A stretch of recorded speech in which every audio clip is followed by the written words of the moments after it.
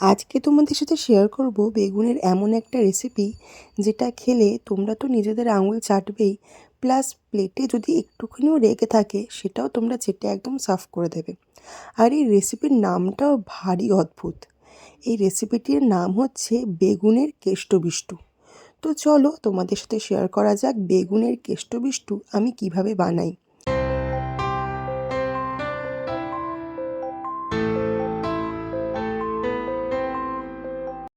বেগুনের কেষ্টবিষ্টু বানানোর জন্য আমি নিয়েছি এখানে 3টে ছোটো ছোটো বেগুন। 3টে বেগুনকে আমি 4টে ভাগে ভাগ করেছি, তাতে নুন এবং হলুদ মাখিয়ে রেখে দিয়েছিলাম। এরপরে আমি আদা আর লঙ্কা কুচিয়ে নিয়েছি। এভাবে তোমরা ছোটো ছোটো করে কুচিয়ে নিতে পারো, তাহলে খেতে আরও ভালো লাগবে। আর যদি কুচানোর সময় না পাও তো সেক্ষেত্রে তোমরা পেস্টও করে নিতে পারো। আর এখানে নিয়েছি 2টো বড় সাইজের টমেটোর পেস্ট। এর উপর কড়াইটা বসিয়ে দিয়ে আমি দিয়ে দিলাম পরিমাণ মতো সর্ষের তেল। রান্নাটা যেহেতু সর্ষের তেল দিয়েই হবে, আর যেহেতু বেগুনটাকে ভাজতে হবে তাই একটু বেশি পরিমাণে সর্ষের তেলটা দিয়েছি। এবার সর্ষের তেলটা গরম হয়ে গেলে আমি এক এক করে বেগুনগুলো ভাজার জন্য দিয়ে দেব। সবগুলো বেগুন যেহেতু একসাথে ধরবে না, তাই আমি হাফ হাফ করে ভাজতে শুরু করব। তাই ফার্স্ট লট আমি দিয়ে দিয়েছি। এবার এখানে ঢাকা দিয়ে আমি 3 মিনিট মতো বেগুনটাকে ভাজবো। 3 মিনিট হয়ে যাওয়ার পর ঢাকনাটা যখন খুললাম, এক সাইড মোটামুটি ভাজা হয়ে গেছে, আর এক সাইডটা বেগুনটা আমি ভাজার জন্য দিয়ে দিচ্ছি। এরপরে আবার ঢাকনাটা দিয়ে আমি আরও 3 মিনিট বেগুনটাকে ভাজবো।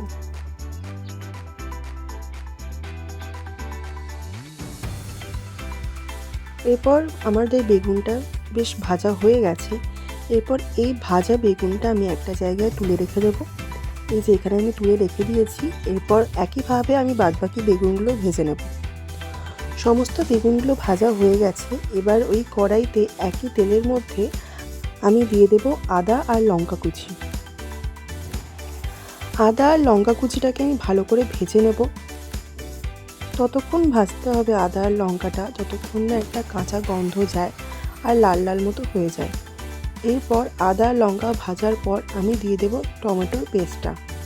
এবার টমেটোর পেস্টটা আমি একসাথে মিশিয়ে নিয়ে সমস্ত কিছুকে আরও কিছুক্ষণ রান্না করব।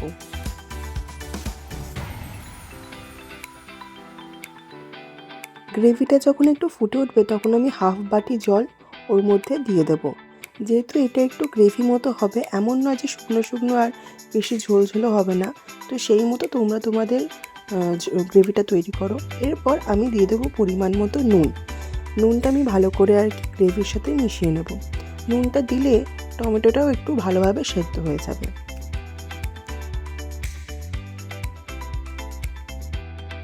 এরপরে আমি গ্রেভিটাকে একটু ফুটতে দেব। এই দেখো গ্রেভিটা আমাদের ফুটে এসেছে। এরপরে আমি এর মধ্যে দিয়ে দেব পরিমাণ মতো চিনি। এই রান্নাটা কিন্তু একটু টক টক ঝাল ঝাল মিষ্টি মিষ্টি হয়, তাই সেই বুঝে তোমরা তোমাদের টেস্ট অনুযায়ী নুন মিষ্টি ঝালটা দিও। গ্রেভিটা আমার ফুটে এসেছে। এরপরে আমি যেই ভাজা বেগুনগুলো রেখেছিলাম সেইগুলো এই গ্রেভির মধ্যে দিয়ে দেব। তোমরা চাইলে গ্রেভির মধ্যে না দিয়ে তোমরা গ্রেভিটা বেগুনের ওপর ছড়িয়ে দিতে পারো, কিন্তু আমি যেহেতু গ্রেভির মধ্যে দিচ্ছি তার কারণ হচ্ছে তাহলে বেগুনের মধ্যে সমস্ত গ্রেভির মশলাগুলো ঢুকে যাবে, সেই জন্য আমি আরোই বেগুনটা গ্রেভির মধ্যে দিয়ে দিচ্ছি। আর আমি গ্রেভির মধ্যে দিয়ে খুব জোর 1 থেকে 1.5 মিনিট এটাকে একটু হাই ফ্লেমে ফোটাবো। রেডি হয়ে গেছে আমাদের বেগুনের কেষ্টবিষ্টু। এরপরে আমি এটা সার্ভ করার জন্য প্লেটে ঢালবো। প্রথমে আমি বেগুনগুলোকে প্লেটে ঢেলে নেব, কারণ একেবারে কাই আর বেগুন ঢালতে গেলে ঘেঁটে যেতে পারে, সেই জন্য আগে আমি বেগুনগুলোকে প্লেটের মধ্যে ঢেলে দেব। তারপরে গ্রেভিটাকে আমি ঢালবো। এরপরে এর ওপর দিয়ে তোমরা ধনেপাতা দিয়ে ভালো করে গার্নিশ করে নিতে পারো। তো আমার কাছে অল্পই ধনেপাতা ছিল, তাই জন্য আমি ধনেপাতাটা দিয়ে ভালো করে আর কি ছড়িয়ে দিয়েছিলাম। ধনেপাতা দেওয়ার পর রেসিপিটার লুকটা আরও ভালো লাগছে। রেডি হয়ে গেছে আমাদের বেগুনের কেষ্টবিষ্টু। এটা তোমরা যে কোনো নিরামিষ দিনে বা পুজোর দিনে রুটি, লুচি, পরোটার সাথে তোমরা সার্ভ করতে পারো। আর যদি রেসিপিটা আমার ভালো লেগে থাকে তো প্লিজ আমাকে কমেন্ট করে জানিও। আর যারা আমার চ্যানেলে নতুন তারা অবশ্যই আমার চ্যানেলটিকে সাবস্ক্রাইব করো আর পাশে থাকা বেল আইকনটিকে প্রেস করে দিও, যাতে যখনই কোনো ভিডিও আমি পোস্ট করি তোমাদের কাছে নোটিফিকেশান চলে যায়। তো আজকের জন্য এখানেই আমি শেষ করছি। আবার দেখা হবে নেক্সট ব্লগে বা নেক্সট কোনো রান্নার ভিডিওতে। ভালো থেকো, সুস্থ থেকো, সবাই আনন্দে থেকো।